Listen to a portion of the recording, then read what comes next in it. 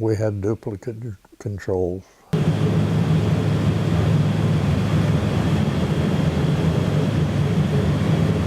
And there was a center box out here in between the two pilots that was where you actuated the landing gear, flaps, and RPM.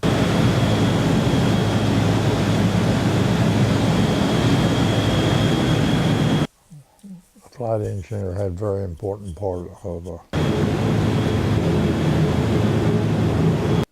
and he also did the cruise control. And it was, when you're flying a 3,000-mile mission with no place to sit down, why, you got to have good cruise control.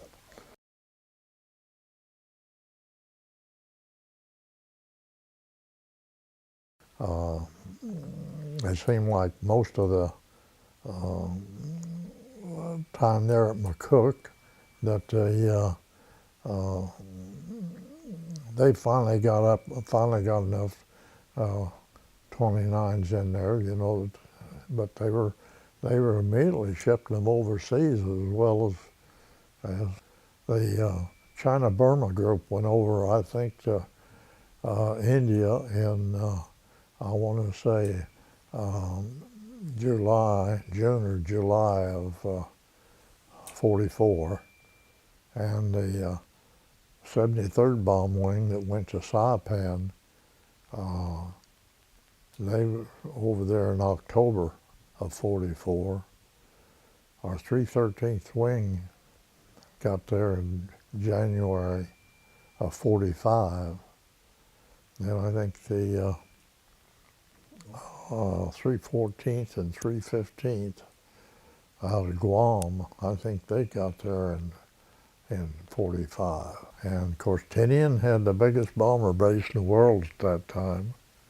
Had 4 8,500-foot blacktop runways and could accommodate over 250 B-29s. We picked our aircraft up at Harrington, Kansas, which was a modification base. And that was probably the, I want to say, the first week after the end of 45. And then we flew it to Albuquerque and then on out to Mather Field in California, which is just outside of San Francisco. And there was a lot of B-25s, other aircraft waiting for proper winds so they'd be able to fly all the way to Hawaii. We had a problem.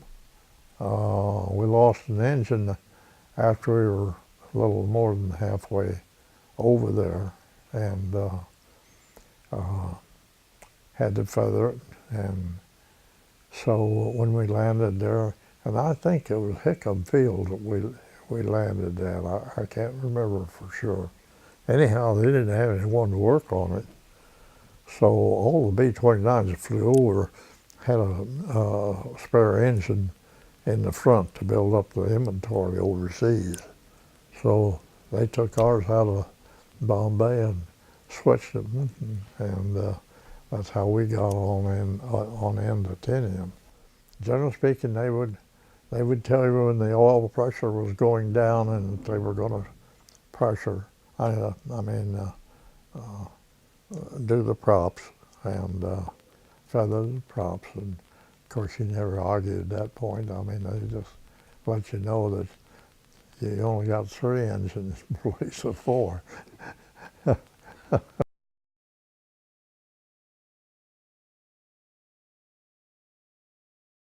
I'm not sure, but I think Tinian on the last 3 or 4 days, right.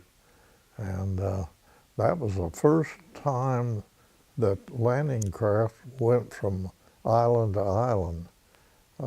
They left all out of Saipan, and it was only about 3 miles over there. And then they landed on Tinian, and I think I heard they put 17,000 people through that landing area that night.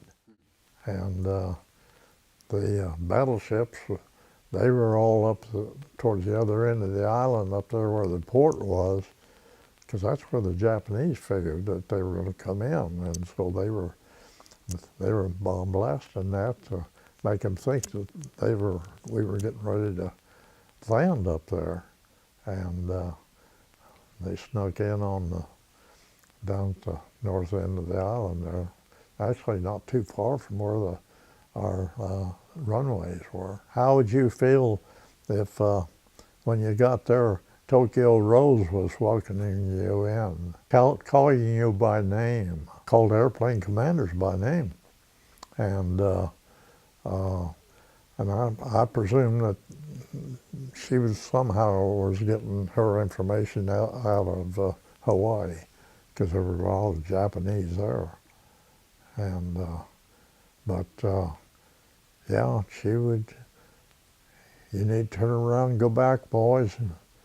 You're going to die over here. And she put some of that beautiful big band music, try to make you homesick, and it didn't work, but we did like to listen to her program.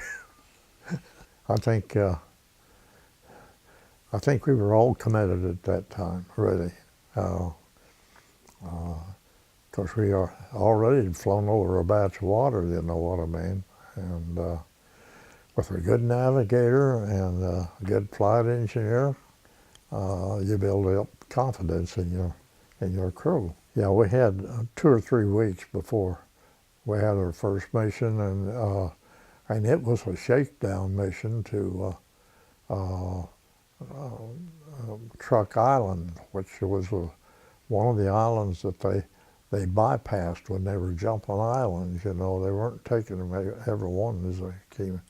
They were jumping and isolate those islands and trying to get where they get us bases to hit Japan, and so it was I think a submarine base also. We actually bombed it, and but it was kind of get your war nerves off, and we had a little anti-aircraft fire, not much, and I think the lead bombardier, I think we were flying formation, and lead bombardier, he dropped him in the bay there instead of up on the land, so I don't think we did any good there. And then I think it was the 18th of February, we had another shakedown mission, and that was to Iwo Jima, and to the hot rock up there. And you can see invasion boats, circle around out there. And of course we bombed the airfield there, and outside that I don't think we did anything. I think that's when the main invasion started, was the 18th. And they thought it was going to be a 5-day affair, and that they finally got it secured, I think on the 9th or 10th of April. Generally speaking, 9 aircraft.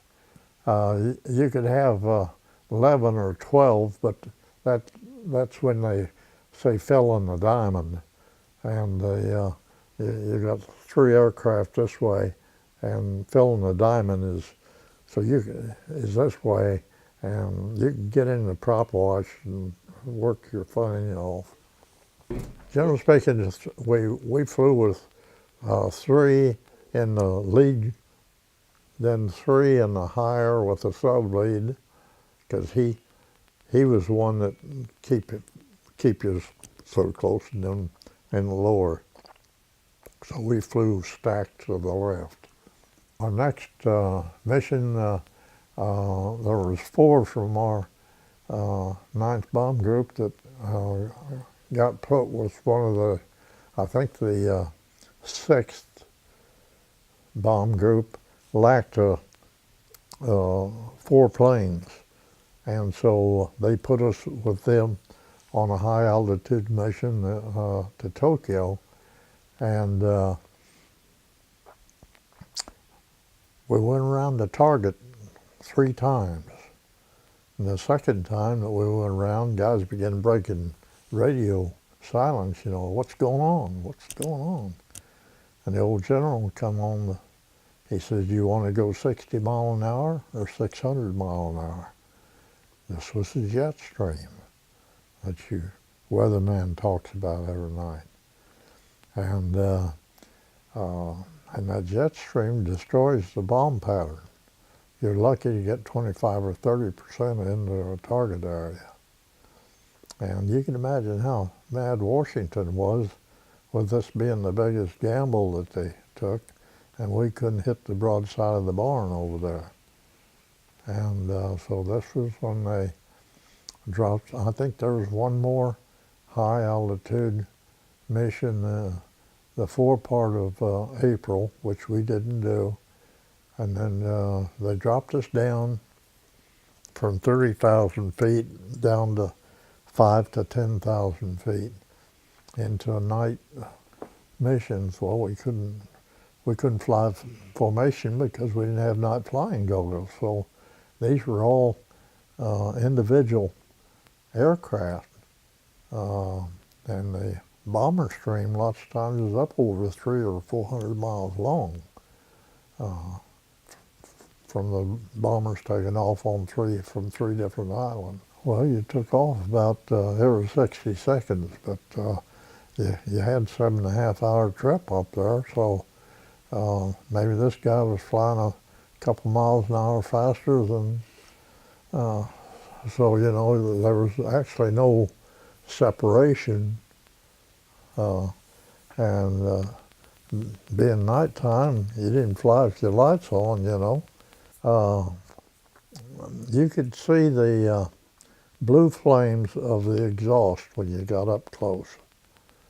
And but of course, if you were high enough, you might not see them. But I don't know that we had any problems that way. Actually, if a guy had to abort the mission and drop these incendiaries, they burn just as well on top of the water as they do on land. And basically napalm. And so you really couldn't tell whether or not someone crashed or aborted the mission. All you know is that you didn't see them going home. Now you had a radar operator and the navigator had a scope. So when you'd be within 150 to 175 mile away from land, why, you could pick up coastline, that type of thing. And actually a city on it just looked like a glob, a glob would kind of fit inside of the city boundaries, you know what I mean? Mm-hmm. If there was rivers going through, you could see rivers, you could see lakes of very decent size. But so actually, the only type of radar bombing that we ever did was if there was a cloud layer below you, and you couldn't see, and of course you hope your navigators brought you to where the city was, but our bombardier and radar, the navigator would call off a rate, and the bombardier would add this rate into the bomb site. And so they keep changing that a little bit, you know what I mean, so that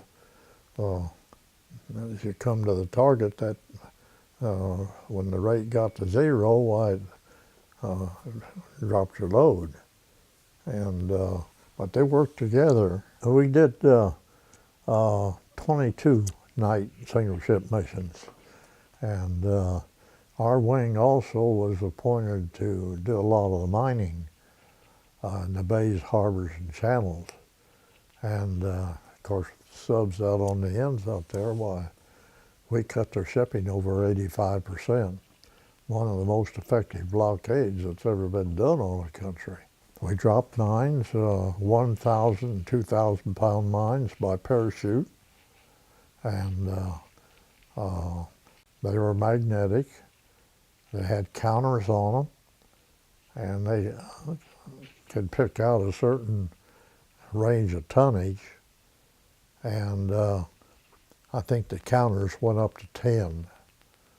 So if your mine was set for the fifth one of that particular tonnage, then it would go off, but it wouldn't. It was selective. The bigger the ship,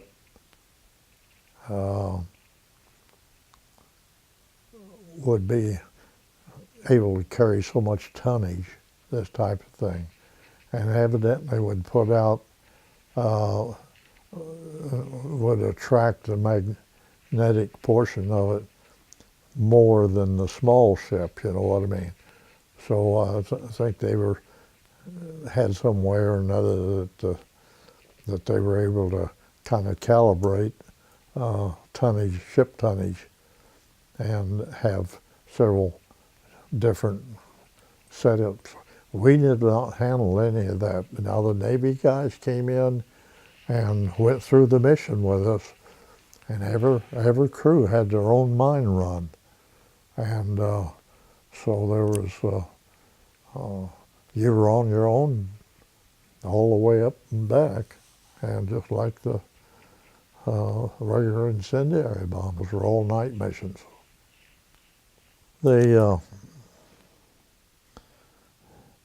When they dropped us down from 30,000 feet down into the first Blitz mission, the Blitz was 4 big cities, Tokyo, Nagoya, Osaka, and Kobe. These were the Blitz, and they were done boom, boom, boom, boom. And so I might say that the first mission to Tokyo is considered the deadliest mission of any war to date. We burned 16 square miles of Tokyo. Demographics says that they lost over 230,000 people in that one mission. From there we went to Nagoya, Osaka, and Kobe, and we burned 32 square miles of those cities. Well, it was on the Kobe mission that when we were on the bomb run, it looked like mountains up ahead of us. And so I called Jack, the navigator, and what's these mountains we're coming to up here? And he said, oh my gosh, there's no mountains within 150, 200 miles of us. And so shortly thereafter, we run into smoke. And this was smoke off the target. Very, very acrid smoke. To me, it kind of smelled like a musty attic with chicken feathers in it. And you can guess what chicken feathers is. That's human. And so the farther we penetrated in the smoke, the rougher it got. Jack and I decided we would, John and I decided we would fly on autopilot. So he took the course and I took the altitude. And when we got into the heart of the thing, when you'd hit a updraft, the airspeed would drop down to 160. And then when you passed through that into a downdraft, and it was just like a flick of the finger, that airspeed would jump to 330.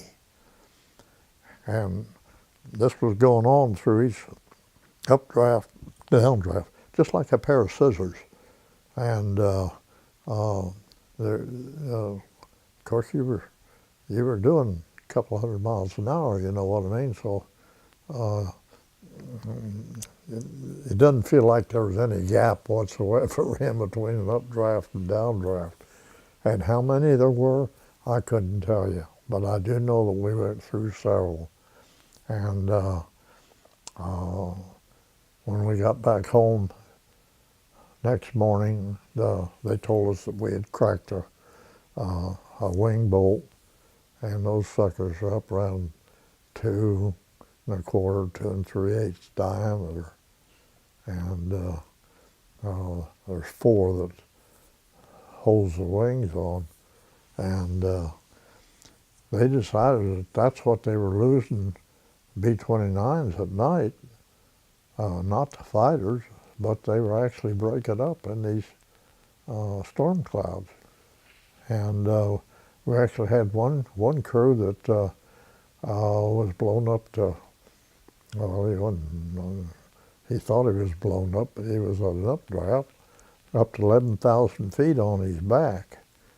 And my feeling is that he was in an updraft, and then he passed over into a downdraft, but he was splitting the hairs this way.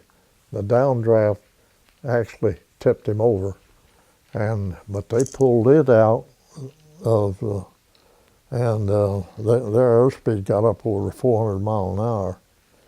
When they got back to, they did get it all the way back to Tinian, and the crew got out and they pulled it to the junk pile. I mean, very, very severe. And but the stench of the smoke is, we had 2 gunners that were pitching their guts out from, and don't know, that was, I'm sure that was part of it, but the other part was updrafts and downdrafts. And the bombardier, he looked around at me at one time and then immediately turned back around and went to work on the bomb site. And when we got away from there, he said, "Chauncey," he said, "I've never seen 2 guys look like you and John looked like death." And but we made her through, and that was probably our toughest mission over Kobe.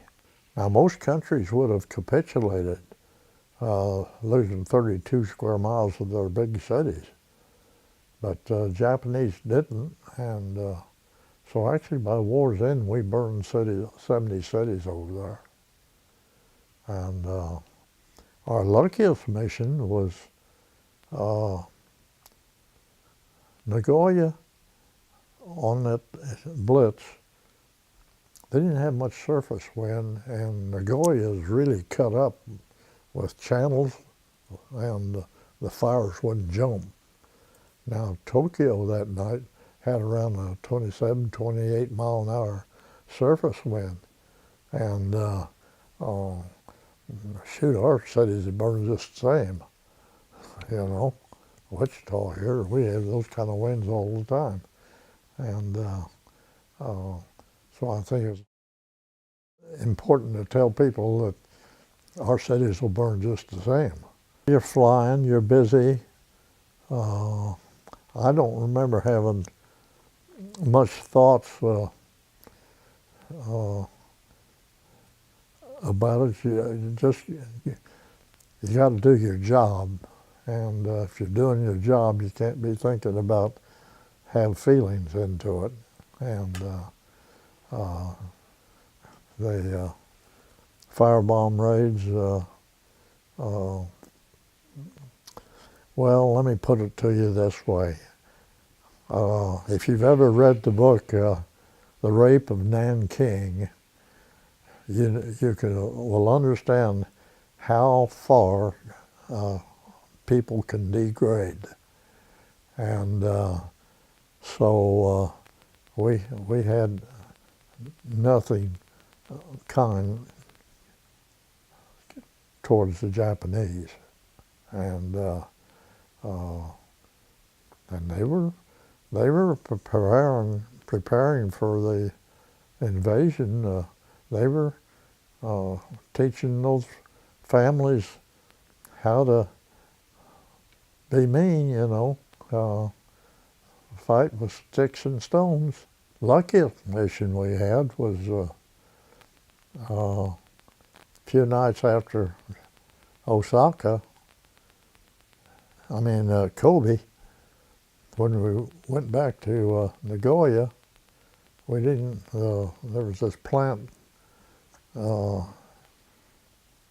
just along the edge of Nagoya that the fires didn't take, and so anyhow, I think it was on that mission that when we took off, we took out the two center lights. There's four at the end of the runway, and we took out the two center lights and just run off in the air, and it grabbed, and we flew out to sea about, I judged 45, 50 miles before we could get our engine temperatures down so that we could make a climb even. John says, let's turn on the landing lights and see how close we are. I said, hell no. If we're going in, I don't want to see it. And so I never turned them on. And anyhow, a couple hours away from Tinian, we swallowed a valve. And I happened to be looking at the RPM, and it's just a pip. And we were very, very fortunate. It did not start an oil leak, so there wasn't any fire. And we were able to cut back on the throttles away, and we were still getting some use out of the engine. Well, we got up within an hour of Nagoya, and the flight engineer called us and said, I'm feathering the props, the oil pressure's dropping. And so then John and I, here we were within an hour of the target, and you needed to hit the target in order to get credit for the mission. So John and I talked it over, and we both said, well, we'd go in if the crew wanted to go in. But if one of them didn't want, why, we'd return home. So I pulled the crew, every man, let's go. Now to me, that's real heroism. And so we went in to Nagoya. We were in searchlights all the way across Nagoya. We had ACAC. We had handguns that could reach up that far. And the navigator said that he saw hand-fired gun go between the engines and the cells. We never took a hit, to my knowledge, from the ACAC. We flew all the way across in searchlights. I can tell you, you can read the dang-gone newspaper. It's bright, and you just got to keep your head on the instruments and not let it disturb you. And then we flew home, all the way home on 3 engines, and glad we didn't lose our second one. That's what we got our Distinguished Flying Cross for that particular mission. You can do it, but over a long period of time, you're going to slowly lose altitude. You couldn't do it with the bomb load in there. And matter of fact, we dumboed one crew back from Tokyo up there, and he couldn't, had been a high altitude mission, and he couldn't transfer fuel out of his Bombay tank without filling the Bombays full of fumes. And, that's a no-no. And so he called us, and that happened to be a daylight raid. And so we said, sure, we'd stay with them to where if they had to ditch. And they started throwing the stuff out of that plane.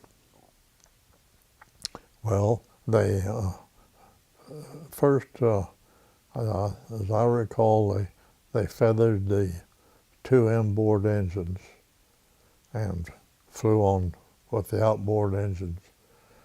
And I understand that anything that wasn't connected to the framework, they chopped out with their hatchets, and to get as light as they could be.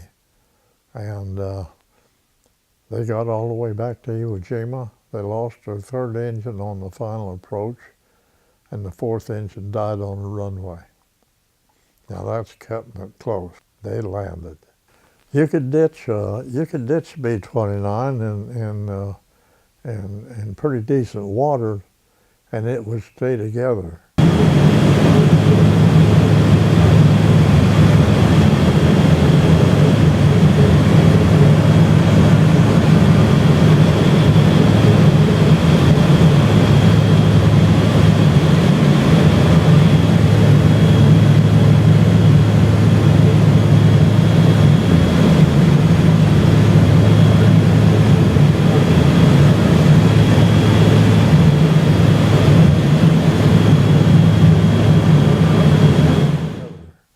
But if the sea was rough, the tail section would break off right behind the wings.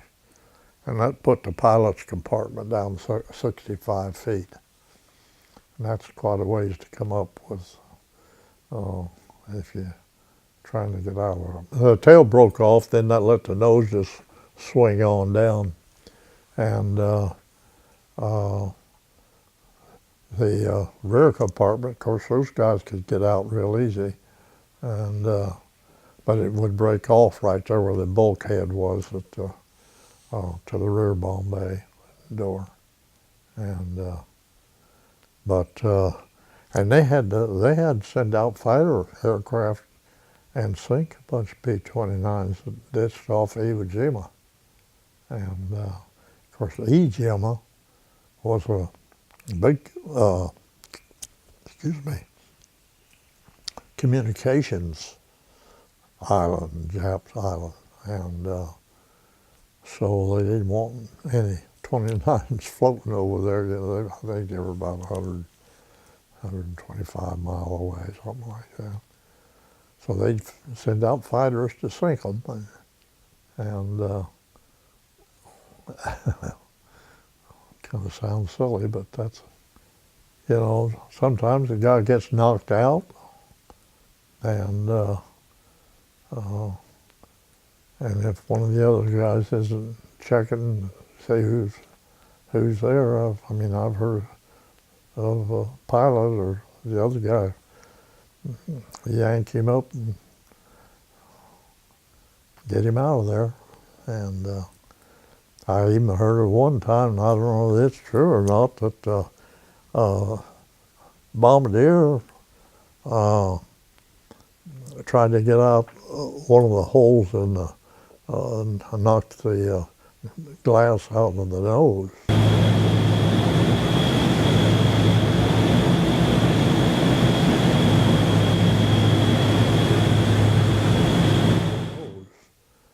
And he had his 45 belt on, and that he broke that belt getting out of that window.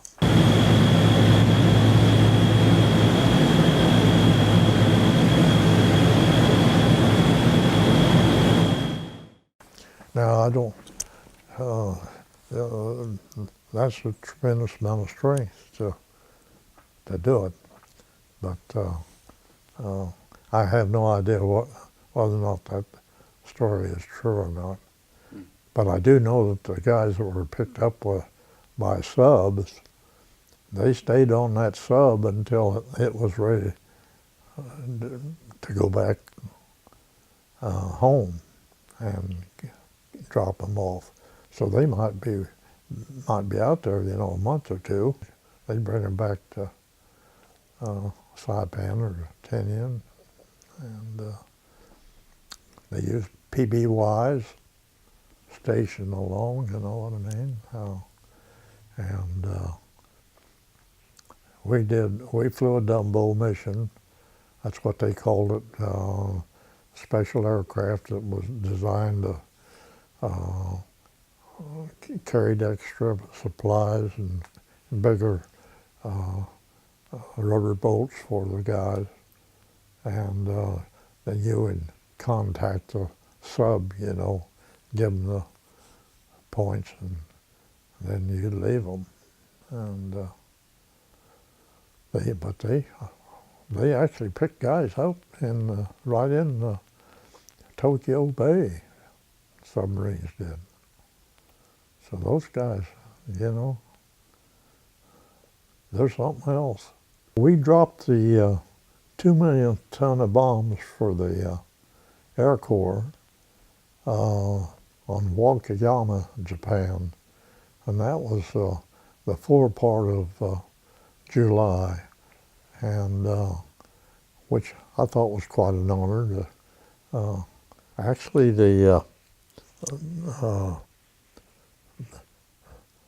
ground crew chief received the Legion of Merit after the 50th mission, and that's a real nice honor, and because of 50 missions with no aborts, and then it flew 2 more missions after that. I think the first million ton was dropped by B-17 over in Europe area someplace, and then they wanted us to fly the 50th mission on our aircraft when we flew our 35th mission. Going Jesse, by war's end, flew 51 bombing mission and 1 prisoner of war drop without aborting any mission, which was a record over there. And so they wanted us to fly Going Jesse home, and I'm sure to go on a bond tour would be which when they came to us, we had 32 missions completed. Well, why should we wait 3 more missions when we could do 3 missions and be home? And so we flew the 46th mission on Going Jesse when we got our 35 missions. And then the secondary crew took over as lead crew, and they flew up the very, I think they were on the last mission, bombing mission, when it was called. But I considered that quite an honor to be asked to fly 29 home. Now, the atomic bomb aircraft was stationed just across the runway from where we were there on, and their aircraft were different than ours in that they did not have any turrets or blusters on them for weight, for speed, to be able to get away from the bomb blast. They did have a tail gunner, I understand, that remote control turret stayed. They dropped the first one on the 6th and the second one on the 9th of August. And then the war was over on the 15th.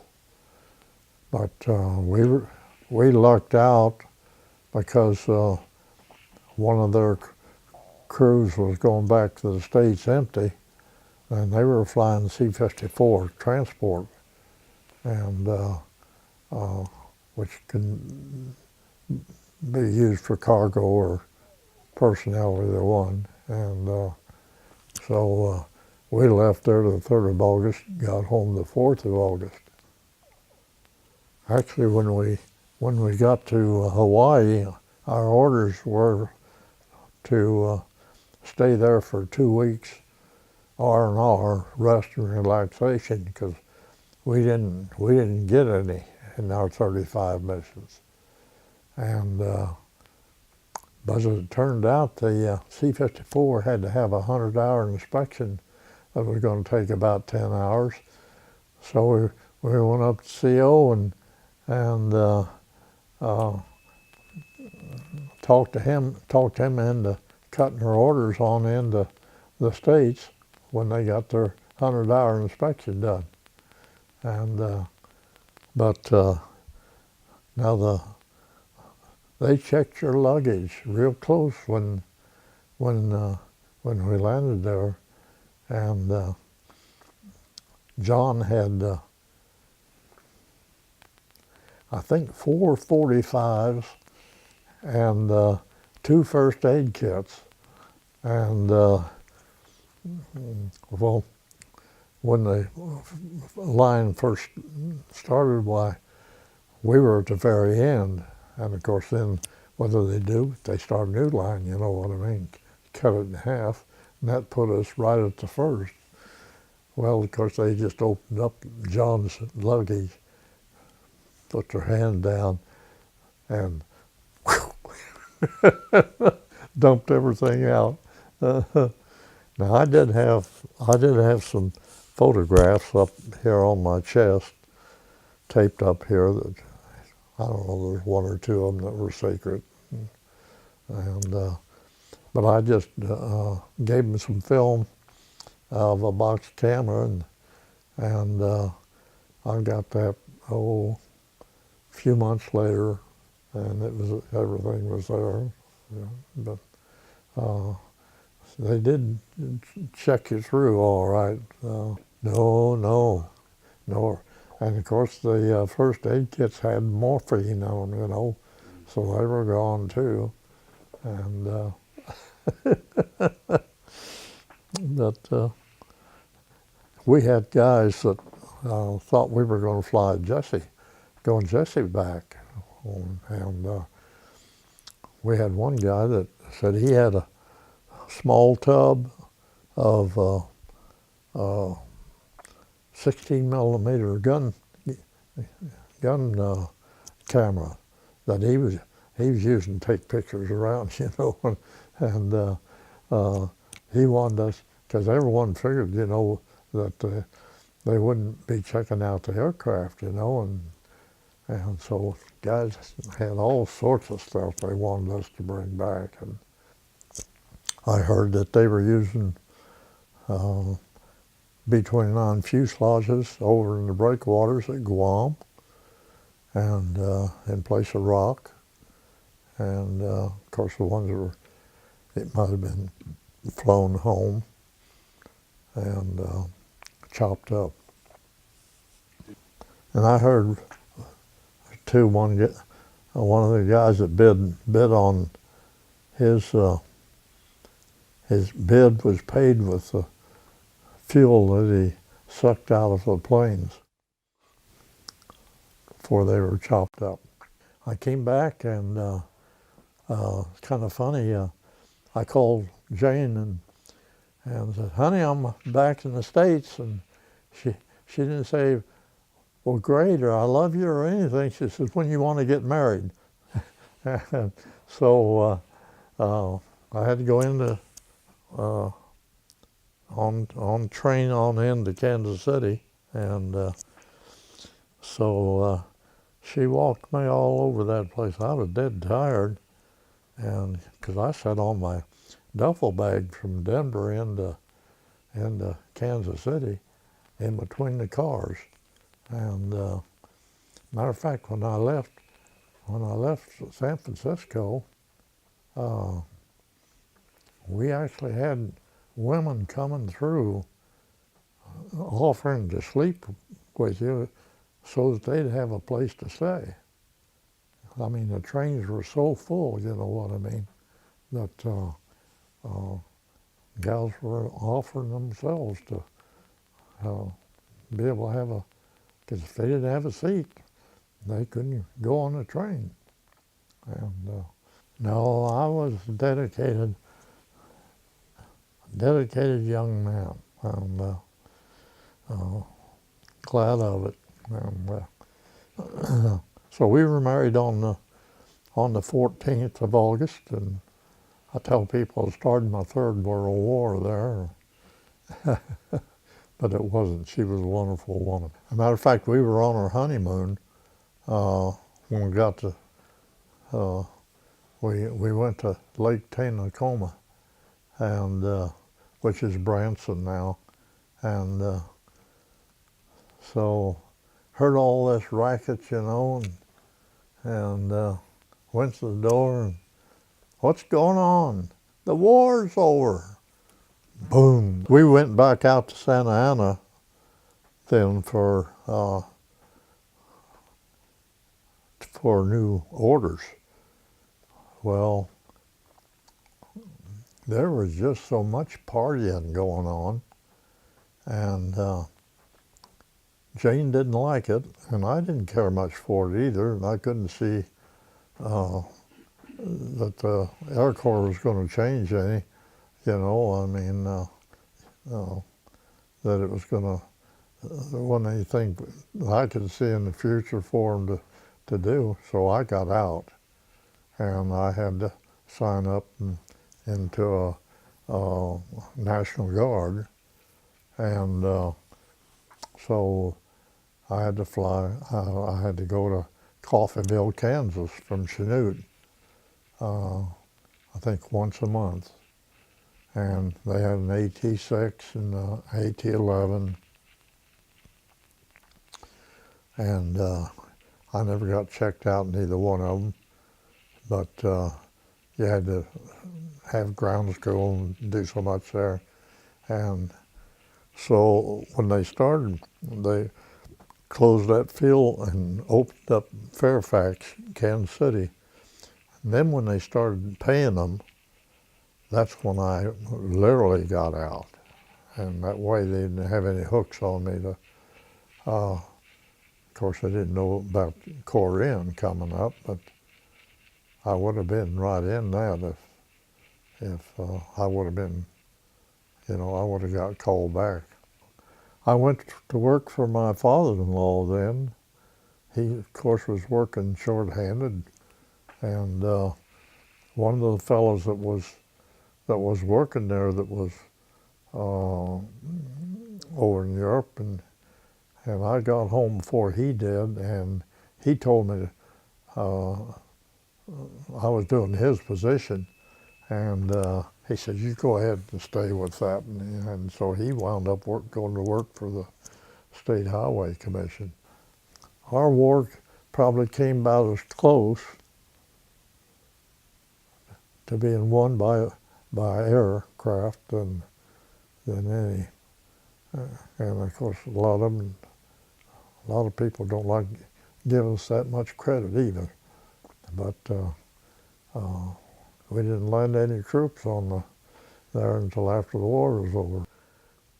All this stuff that we have today, so much of it come out of World War II. And you need more brain power today than ever before. You know, they had jets over in the European sector, and we had the first remote control or computerized gun sights. So a lot of it started in World War II.